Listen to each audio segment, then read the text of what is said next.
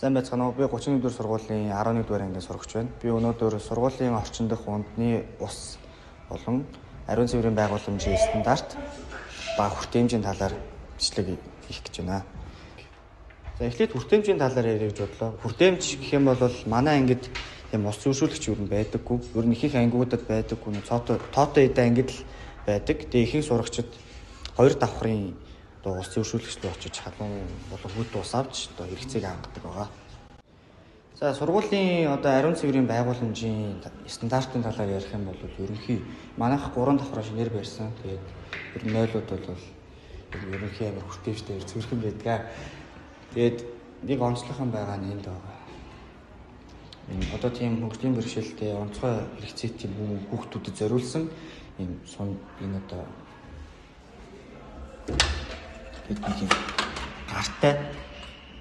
Энэ бол яг нэг тийм амар хэрэгтэй юм байгаа.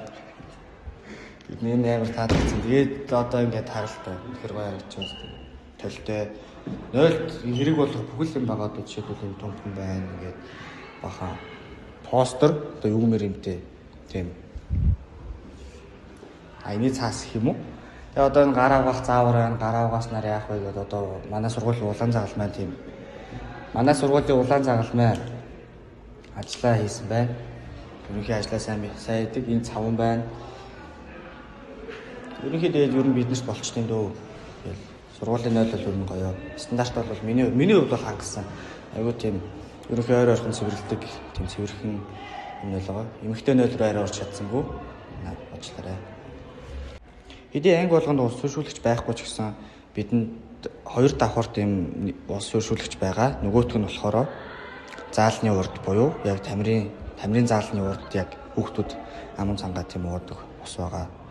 Тэгээ энэ хоёр нь ерөнхийдөө баг биднэрт болчтой. Тэгээд зарим цөөхөн хэдэн анги нь тэгээ багш нарын өрөөтэйгөө яг тийм хувийн ус зөвшөөрлөгчтэй байдаг байгаа. Энэ хүү миний сургуулаа дүгнсэн дүгнэлт маягийн богинохон бичлэг энэ үрээ дуслаа. Анхаарлаа